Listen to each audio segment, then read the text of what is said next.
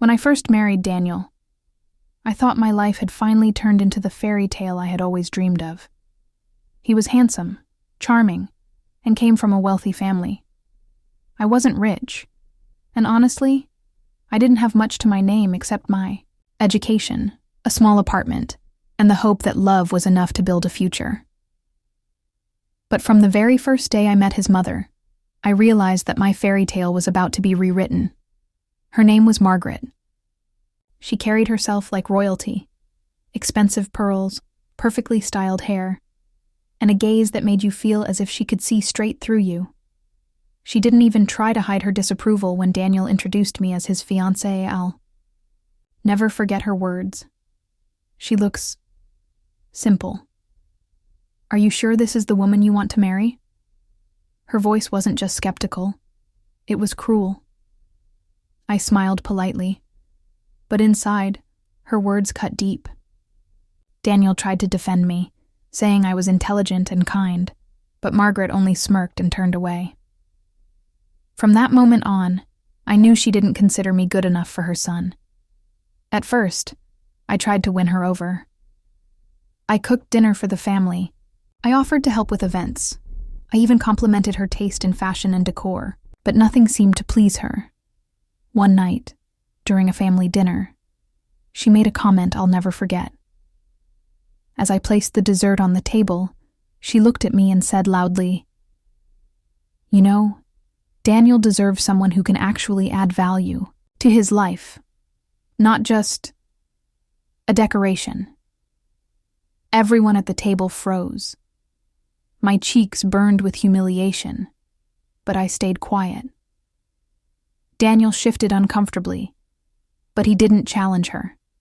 That was the first time she called me useless, and it wouldn't be the last. Over the next year, her insults grew sharper. She criticized my clothes, my background, even my job. I worked in a mid-level management position at a company, and while it wasn't glamorous, I was proud of it. But Margaret dismissed it, saying, "That's not a real career. It's just something women do when they don't have a husband to take care of them." Her words ate at me. I began questioning myself, wondering if maybe she was right. Maybe I really was useless compared to her wealthy friends and their accomplished daughters-in-law. But deep inside, I carried a secret she didn't know. I wasn't just a mid-level manager. I had been working on a project with a small startup company, one that was developing a line of sustainable luxury products. At first, I had joined as a consultant, helping them organize their operations. But as time went on, they trusted me with more responsibility, and eventually, they offered me a partnership. I didn't tell Daniel or his mother. I wanted to build something quietly, without judgment or interference. One evening, Margaret hosted a grand charity gala. Her friends, all dressed in diamonds and silk, gathered to admire her influence and wealth. I stayed in the background, quietly, helping the staff set tables and arrange flowers. At one point, I overheard her speaking to a group of women. She tries, bless her heart, but she really has no ambition. Useless, really. Daniel could have married anyone, yet here we are. The women laughed politely. My heart sank, but at that moment, something inside me hardened. I decided that night that I would no longer try to win her approval. Instead, I would prove her wrong, not with words, but with success. Months passed, and the startup I was working with began to grow. Our products were unique, eco-friendly, and stylish. Investors started noticing. Soon, we were in talks with one of the largest luxury retail groups in the country. Ironically, that group was the supplier of Margaret's favorite brand, the one she bragged about constantly, the one she practically worshipped. I kept my role a secret, even from Daniel, who thought I was just working late at my ordinary job. I wanted to reveal the truth at the right moment, and fate gave me that moment sooner than I expected. One Saturday afternoon, Margaret invited the family over for lunch. As usual, she found ways to belittle me, When I offered to help serve drinks, she sneered. At least you're good for something. I swallowed my pride and smiled, but inside, I felt a quiet confidence building. Because what she didn't know was that in just a few weeks, I would be announced publicly as the new CEO of the luxury brand she adored most. And when that moment came, her definition of useless would shatter forever. The following weeks were some of the busiest of my life. The startup I had joined had officially secured its merger with the luxury group, and the board of directors unanimously chose me to step in as the new CEO. I remember sitting in my tiny office late at night, staring at the email that confirmed my appointment. Tears welled up in my eyes, not from fear, but from the weight of everything I had endured. All those nights when Margaret's words haunted me, useless, decoration, unworthy, flashed through my mind. I wanted to run to Daniel and tell him everything, but I held back. Not because I didn't love him, but because part of me was afraid he wouldn't understand. He had grown up in privilege, while I had clawed my way up step by step. Would he be proud? Or would he take his mother's side, insisting I should have stayed in the shadows? So I stayed quiet. I told myself, wait, the world will see soon enough. The day of the official announcement finally arrived. The luxury group planned a grand press conference in one of the most prestigious hotels in the city. The media swarmed the venue, cameras flashing, reporters buzzing with questions. I walked onto the stage in a tailored navy blue suit, my hair pulled back, and my heart pounding like a drum. As the chairman introduced me as the new CEO, applause erupted. For the first time, I felt truly seen, not as someone's wife, not as a daughter-in-law to be mocked, but as me.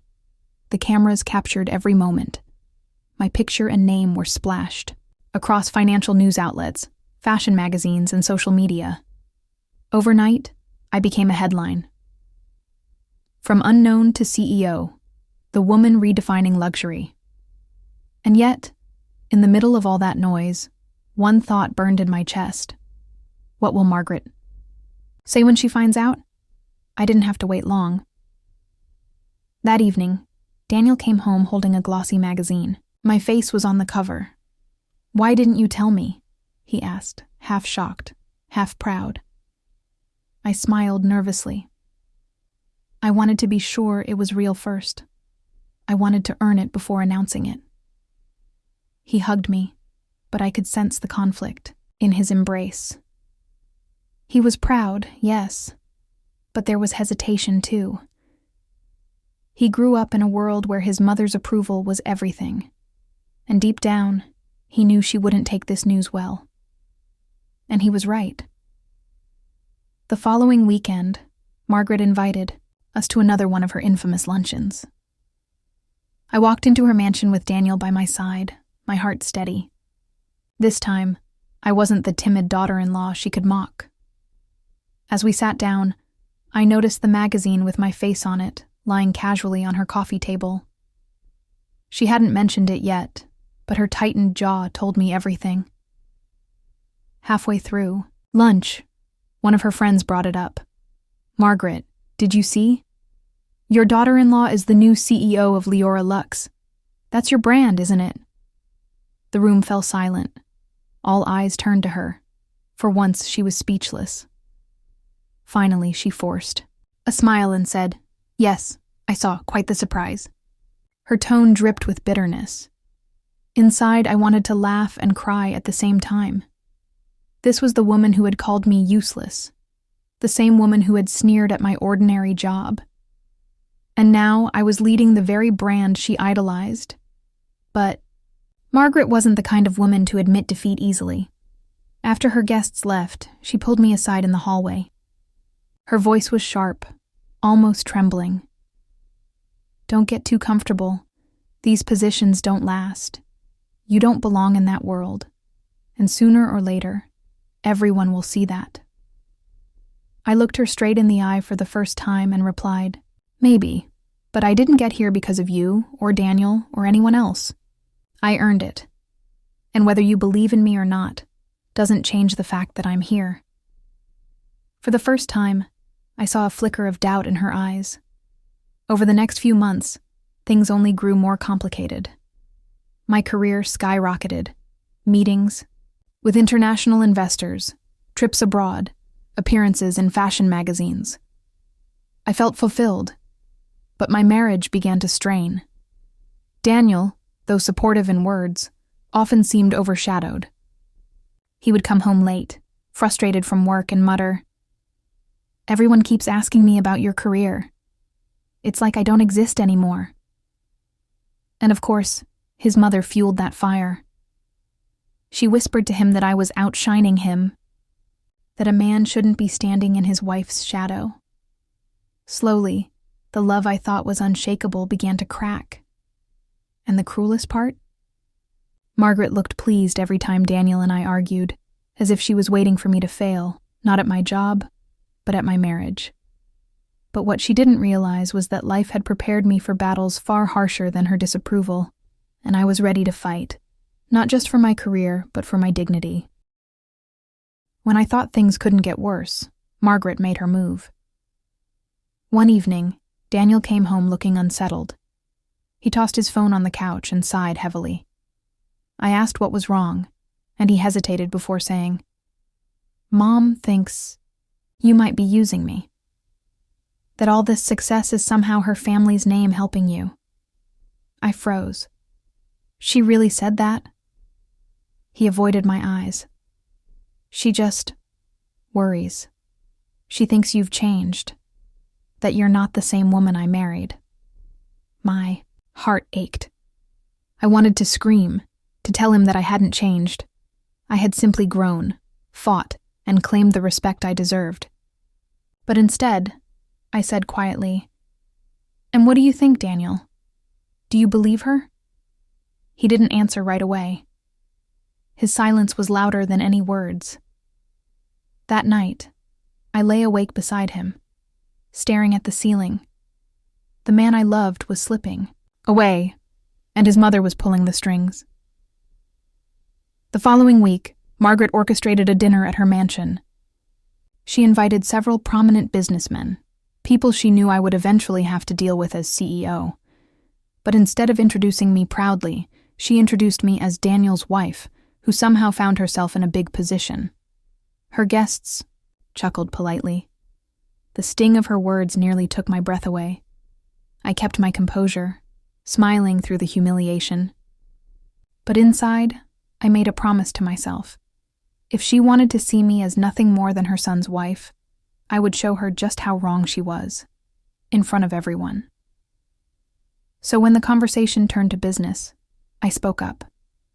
I addressed each guest directly, discussing strategies, market trends, and future innovations. By the time dessert was served, their eyes weren't on Margaret or Daniel anymore. They were on me. I could see Margaret's jaw tightening as they praised my insights, as they asked for meetings, as they shook my hand with genuine respect. That night, for the first time, she didn't call me useless. She didn't have to. Her silence spoke volumes. But victories came with a cost. At home, Daniel grew distant. He avoided conversations about work, avoided social events where I was the center of attention, avoided me. One evening, I found him in the study, staring at a glass of whiskey. I sat beside him and whispered, "Talk to me." He finally looked at me, his eyes heavy with frustration. "I feel like I'm losing myself. Everywhere I go, it's your name they know, your success they talk about. I don't want to compete with my wife." Tears burned my eyes, but I held them back. "Daniel, I never wanted to compete. I just wanted to be seen for who I am. Can't you be proud of me?" He rubbed his temples. "It's not that simple. Mom, she says a marriage can't survive when a wife overshadows her husband." I felt my chest tighten. There it was, the poison she had planted, taking root inside him. The breaking point came on our wedding anniversary. Daniel promised he had something planned, something special. I dressed in an elegant gown, my heart hopeful that maybe, just maybe we could find our way back to each other. But when I arrived at the restaurant, it wasn't romance waiting for me. It was Margaret, sitting there with a smug smile, holding an envelope. Daniel looked down, ashamed, as she slid it across the table. "Happy anniversary," she said coldly. "Divorce papers." I stared at the envelope, my hands trembling. Daniel couldn't even meet my eyes. My heart shattered into pieces. But then, something inside me shifted. I took a deep breath, reached into my purse, and pulled out my own envelope. I placed it gently on the table, sliding it toward her. She frowned. "What's this? An acquisition contract?" I replied calmly. "As of this morning, I own controlling shares in your favorite brand.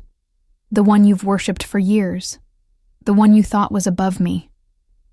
Her face paled as she unfolded the papers, her hands shaking. "This isn't possible." She whispered, but it was. And at that moment, the woman who had called me useless realized that the very thing she valued most was now in my hands. Do you want me to continue with part 4, where the fallout of the divorce papers and the power shift fully unfolds? Her silence after reading the contract was almost satisfying. For years, her words had cut into me like knives, but now she sat speechless, her pride crumbling in front of me. Daniel's eyes darted between us, confusion written all over his face. "Wait. You own Leora Lux?" he asked, his voice trembling. Nodded, my gaze locked on Margaret.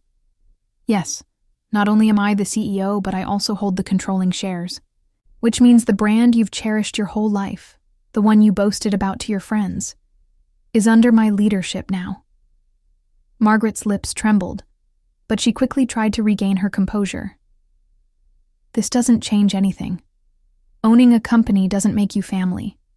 It doesn't make you worthy of my son." I looked at Daniel then, my voice calm but steady. "Maybe not.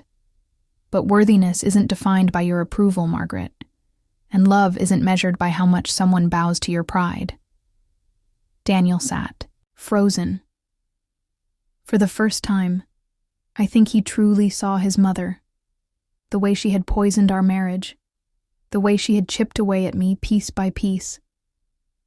But instead of defending me, he whispered, I need time." He stood up, leaving me there at the table, torn between anger and heartbreak. The days that followed were a blur. Margaret avoided me completely, but her silence spoke louder than any insult.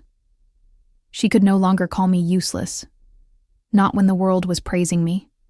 Still, the victory felt hollow, because the one person I wanted to celebrate with was drifting further away. At home, Daniel barely spoke. He stayed late at the office, came home past midnight, and sometimes didn't come home at all. I tried to reach him, tried to remind him of the love we once had, but it felt like I was grasping at smoke. And Margaret, though quiet, hadn't given up. She visited Daniel often, whispering poison in his ear. I could see it in his eyes.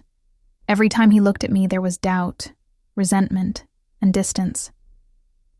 Then one evening, he came home with a decision. "I can't do this anymore," he said flatly. "You've become too much. It's like I don't recognize you anymore. I didn't marry a CEO. I married someone who cared about me, about us. Now it's all about power and status." His words broke me, because they weren't true. I hadn't chased status. I had chased survival, dignity, respect. But in his eyes, I had become a stranger. "Is this really what you want?" I whispered, tears streaming down my face. He looked away, his silence confirming everything I feared. The divorce went through quietly, but the media made it loud. Headlines screamed, "CEO splits from heir of wealthy family." "Mother-in-law drama ends." "Marriage? Margaret gloated, of course. To her, she had won. She had finally rid her son of the woman she despised. But life has a strange way of humbling even the proudest hearts. Months after the divorce, our brand skyrocketed under my leadership. We expanded globally, broke sales records, and became a household name. My face appeared on magazine covers, and invitations to world-class events filled my calendar. And one evening, at a high-profile gala, I saw her, Margaret, standing alone in a corner, her pearls shining, but her pride dimmed. She looked at me with eyes that were no longer cruel, but tired, almost regretful. She walked toward me slowly, her voice trembling. You really proved me wrong. I looked at her, my heart torn between bitterness and compassion. I never wanted to prove you wrong, Margaret. I just wanted you to see me for who I am. For the first time, she lowered her gaze. And in that moment, I realized something important. I didn't need her approval anymore. I never had. I had already won. Not by owning her favorite brand, not by rising higher than she ever expected, but by surviving every word she used to break me and still standing tall. Months passed, and life settled into a rhythm I never expected. I was single again, but I wasn't broken. Instead, I poured my heart into my work, building something meaningful, not just for myself, but for the people who believed in me. Everywhere I went, people respected me for my vision, not for the man I had married. And strangely, that freedom healed parts of me I didn't even know were wounded. But Margaret, she was a different story. Her friends who once admired her began shifting their attention. The same women she used to impress with her wealth now praised me. They wore the products I designed, attended the events I hosted, and spoke of me with admiration. She hated it at first, but slowly I began to notice a change. The sharpness in her eyes dulled, the pride in her voice softened. She wasn't the same towering figure she once had been. One afternoon I received a call. It was Daniel. "Mom's not well," he said quietly. She asked for you." For a moment, I froze. 1,000 emotions rushed through me. Anger, pain, disbelief. But in the end, compassion won. I couldn't forget all the ways she had tried to tear me down, but I also couldn't ignore that she was human. When I walked into her home, she looked smaller, weaker, almost fragile. Her pearls were still around her neck, but they no longer shined with arrogance. She looked up at me, her eyes watery. "I spent so many years calling you useless," she whispered, her voice trembling. "But the truth is, I was afraid. Afraid you would take everything from me. And you did. But not the way I thought. You took my pride, and you showed me what real strength looks like." Tears filled my eyes, but not out of bitterness. For the first time, she wasn't speaking like an enemy. She was speaking like a mother who had finally let her guard down. "I never wanted to take anything from you," I replied softly. "I just wanted to be loved, Margaret. By you. By your son. That's all." Her hand shook as she reached for mine. "I see that now, and I'm sorry." We sat together in silence, two women bound by pain, but also by something deeper, understanding. She would never be the mother-in-law I once hoped for, and Daniel would never come back into my life. But in that moment, forgiveness filled the air. When I left her house that evening, I felt lighter than I had in years. Not because she apologized, but because I finally realized my worth had never depended on her words. I was never useless. I was never just a decoration. I was strong, resilient, and enough. And as the CEO of a global brand, as a woman who had survived humiliation and heartbreak, I knew that my story wasn't about revenge. It was about rising above. Because in the end, The greatest victory wasn't proving her wrong, it was proving myself right.